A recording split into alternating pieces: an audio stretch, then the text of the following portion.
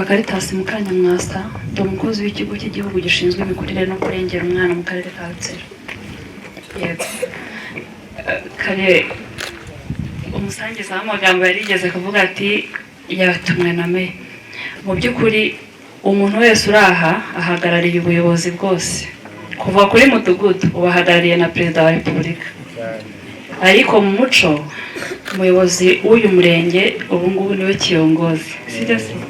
Njye ndi umutekinisiye, ndi umukozi ushinzwe kurinda no kurengera umwana mu karere ka Rutsiro. Nishimiye kugera hano muri Musasa ndetse gukorana na Compassion muri iki kirori. Twarabyijeje ku rwego rw'akarere, byabereye muri stade Mukebera, ariko no mu mirenge yose y'akarere ka Rutsiro umunsi w'umwana w'umunyafurika warijihijwe. Ntabwo rero ari bibi, kuko n'ubundi n'umunyarwanda yari amaze aravuga ngo aryoha asubiwemo. Kugaruka hano ku bufatanye na Compassion International nabyo n'andi mahirwe tuba twongeye kugira ngo duhore twibukiranya. Mu by'ukuri iyi nsanganyamatsiko irabisobanura, hari n'abana bagiye nabo bashyiramo izindi nsanganyamatsiko nazo tugomba guha agaciro. Uburere buboneye ni ikintu kigari, ni ikintu kinini. Uburere buboneye harimo kubahiriza uburenganzira bw'umwana bwose bushoboka. Hanyuma iyo ibyo byose byakozwe bitanga umusaruro w'ejo hazaza h'igihugu. Ni ukuvuga ngo igihugu kidafite abana ubwo kiba ari igihugu nakwita ko ari kigufi, ngo ntabwo gikura. Ni cya gihugu nyuma y'imyaka 100 wagishaka ntukibone. Ntekereza ko rero buri wese abyumva neza ko aba bana bicaye aha nibo gihugu cy'u Rwanda cy'ejo hazaza. Urenga atagira uhinguka arazimira.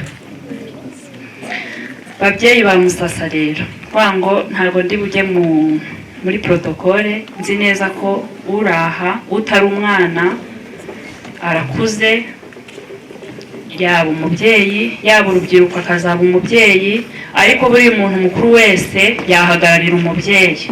Kuko niba wabona umwana akora ikitari cyiza ukamubwira ukamucyaha ati ntabwo bagira gutya bagira gutya, ubu baye umubyeyi.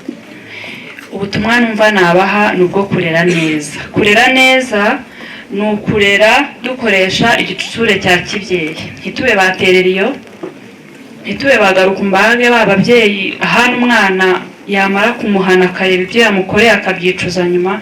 Kudahanana umujinya, PS yabivuzeho, inkoni ntabwo ari igisubizo mu guha umwana uburere. Ijambo, igitsure, ushobora kureba umwana ukamubwira ati ntabwo ari bagira gutya, ntabwo bagira gutya, bishobora kumuha umurongo mwiza kurusha gufata igiti ugahonda utazi icyo umuhoye, ejo nawe akazakura ahonda bazabyara.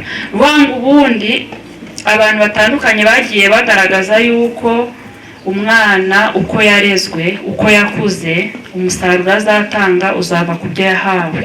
Umuntu atanga icyo afite, sibyo? Abana buriya ni abantu beza cyane, barumva. Kumuhana umubwizi neza, hari igihe avuga atari kose kuki atankubise kandi nakoze ikosa, bitavuga ati ibintu ntabwo nzabyongera.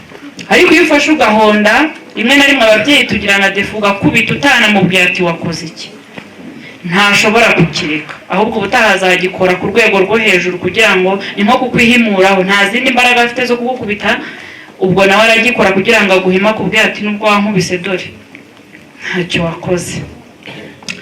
Hanyuma ikindi numva nababwira ni ukurwanya ihohoterwa. Abana, ndashaka kubibutsa yuko uburenganzira bwanyu bubemerera gutanga amakuru aho wahohotewe, sibyo?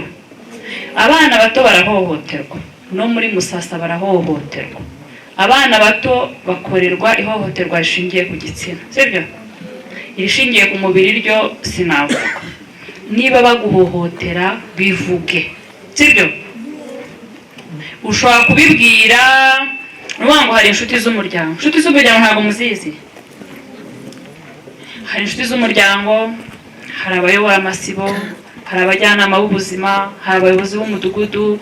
Noneho by'akarusho nk'abana bagize umugisha wo gufashwa n'umushinga wa Compassion, ntekereza yuko utabura ubwira yuko wahohotewe. Hanyuma amahirwe yo gutanga amakuru ko wahohotewe, cyane cyane nk'ihohoterwa rishingiye ku gitsina ku bana b'abakobwa n'abahungu ariko hakoreshejwe iyo mibonano mpuzabitsina, ni uko mu masaha 4 ugeze kwa muganga hari imiti batanga ishobora gutuma utasama cyangwa se ngo wandure indwara zandurira mu mibonano mpuzabitsina. Siko bimeze? Mu by'ukuri ibi bintu iyo tubivuga, buriya amakuru nicyo kintu cya mbere.